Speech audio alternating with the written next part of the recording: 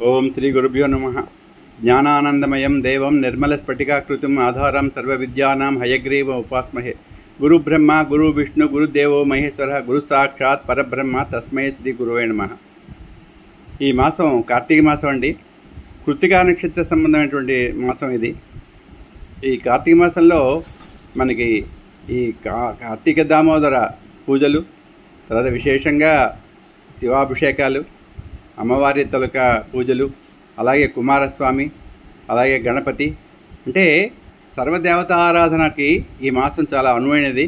అలాగే ఈ కాలదిగా చూసినా సరే ఇది చాలా చక్కగా చల్లగా ఉంటుంది.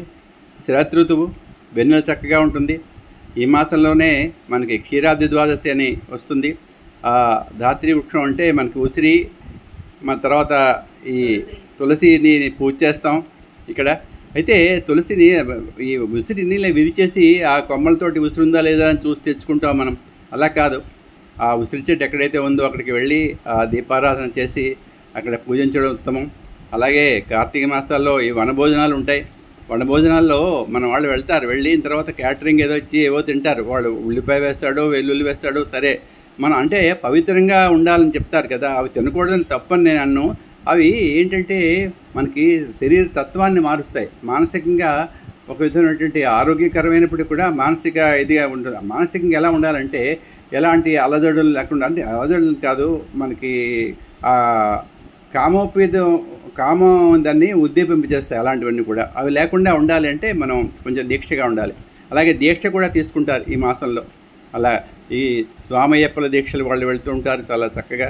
తర్వాత ఆరోగ్యంగా కూడా ఈ మాసం కొంచెం తిన్నది వంట పడుతుంది, ఆరోగ్యంగా ఉంటుంది.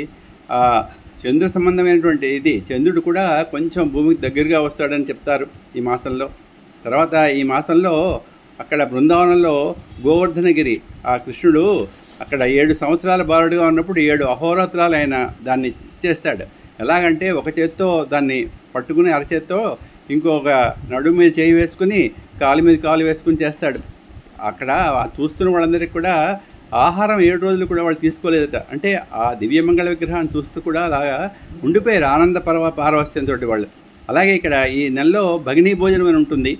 ఆ యమధర్మరాజు యమున ఇంటికి వస్తారట అన్నదమ్ములు. ఇక్కడంటే అక్క చెల్లె అన్నదమ్ముల అప్పచెల్లెల బంధాన్ని ఇక్కడ చెప్తారు.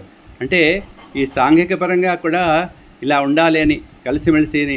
అలాగే ఈ వనభోజనాలు ఏంటంటే అందరం కలిసి మెలిసి అది కూడా ఒక ఇదే, మన సాంఘికంగా అందరూ కూడా కలిసి ఉండాలని ఇలాంటివన్నీ ఉంటాయి. తర్వాత అలాగే దామోదర లీల. ఇక్కడ ఈ దామోదరుడు చిన్నపిల్లవాడు. ఆ తల్లి అల్లరి చేస్తున్నాడని యశోదాదేవి అతన్ని తాటికి వేసి కట్టేస్తుంది. అతను బంధింపబడ్డాడు ఇంకోళ్ళ బంధం విడిపించడానికి అన్నట్టుగా. ఎలా అంటే తల్లి బంధించింది, భక్తి చేత బంధింపబడ్డాడు అక్కడ. తర్వాత వెళ్ళి ఆ వెళ్ళి ఇంకోళ్ళ బంధం తొలగిస్తాడు. నలకూబరుడును మణిగ్రీవుడు అనేవాళ్ళు నారదుడి శాపం చేత వాళ్ళు వృక్షాలు అయిపోతారు చాలా కాలం. ఆ శాపం ఆయన వాళ్ళకి బాపుతాడు. అలాగే మనకి ఈ కార్తీక మాసంలో అక్కడ రాసలీల అని చెప్పేసి శరత్ ఋతువు కదా, అక్కడ బృందావనంలో చాలా గొప్ప విశేషంగా ఉత్సవాలు జరుగుతూ ఉంటాయటండి అక్కడ చెప్తారు. తర్వాత సకల తర్వాత నక్తాలని చేస్తారు ఇక్కడ. నక్తాలంటే ఒంటిపూట అనమాట. అది ఈ నెల్లాళ్ళు చేస్తారు కార్తీక నక్తాలని. అది చేయలేని వాళ్ళు కార్తీక సోమవారాలు అంటారు. ఈ కార్తీక సోమవారాలు ఉపవాసాలు ఉంటారు. ఉపవాసం ఉంచిన తర్వాత రాత్రి నక్షత్ర దర్శనం చేసుకుని భోజనం చేస్తారు. అలాగే మనకి ఈ ద్వాదశి పారాయణ ఉంటుంది. అంటే ఈ కార్తీక మాసంలో వచ్చేటువంటి దీనికి ఏకాదశి నాడు ఉపవాసం ఉండి మొన్నాడు ద్వాదశ పారాయణ చేస్తారు. ఇది మనం ఈ కార్తీక పురాణాలు చదువుతూ ఉంటారు కథలు. ఆ కథల్లో కూడా బోళ్ళని వస్తాయి. అంబరీషుడి కథ కూడా వస్తుంది. ఆ దూర్వాసుడు అంబరీషుడు కొంచెం ఆ ద్వాదశ పారాయణ ఆ టైం లోపున అతను ఏదో తీసుకోవాలి, అడుగుతాడు మంత్రుల్ని, వాళ్ళని సలహా అడిగితే వాళ్ళు కొంచెం నీళ్లు తీసుకోవచ్చు అంటారు. నీళ్లు ఉంటాడు అతను. అది తెలిసి తనకి కోపం వస్తుంది.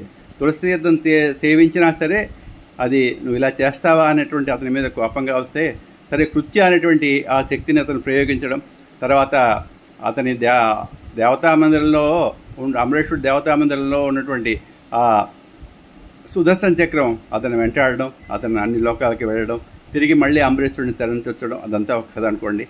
ఇలాంటివన్నీ కూడా మనం చదువుకోవాలి. తర్వాత ఈ పారాయణం ముందు చేయాలి. కార్తీక మాసంలో మనకి 30 రోజులు కూడా కార్తీక కథలు ఉంటాయి. ఆ కథలు పారాయణ చేస్తారు. అలాగే నదీ స్నానాలు చాలా ముఖ్యంగా, అంటే ఎవరికైతే నదులు ఉంటాయో దగ్గరలో వాళ్ళు, అంటే రాజమండ్రి, కృష్ణా జిల్లా, విజయవాడ వాళ్ళందరికీ కూడా ఆ సౌలభ్యం ఉంది. వాళ్ళు ఆ స్నానాలు చేస్తారు. అవి లేకపోయినా మనం పొద్దున్నే బ్రహ్మముహూర్తంలో లేచి తలకి స్నానం చేసి ఆ దామోదరుడినో లేదంటే ఆ శివుడినో మనం దండం పెట్టుకోవాలి. అలాగే నమ్మక చమకాలతోటి వచ్చిన వాళ్ళు అభిషేకాలు చేస్తారు, రుద్రాభిషేకాలు.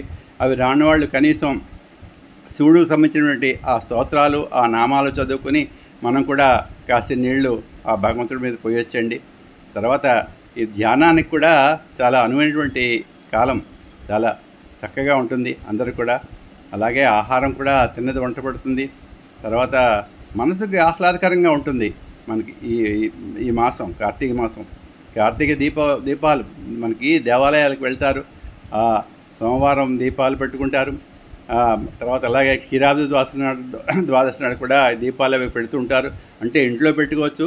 ఇంట్లో ఇప్పుడు చెప్పినట్టుగా ప్రత్యేకంగా బృందావనం తులసిని మనం పూజ చేస్తాం, ఇంట్లో చేసుకోవచ్చు. అలాగే ఉసిరి చెట్టు చిన్నది ఉంటే పర్వాలేదు, కానీ ఆ కొమ్మలు తెచ్చి విరిచి ఆ పక్కన పెట్టడం అనేది అంత మంచిది కాదండి.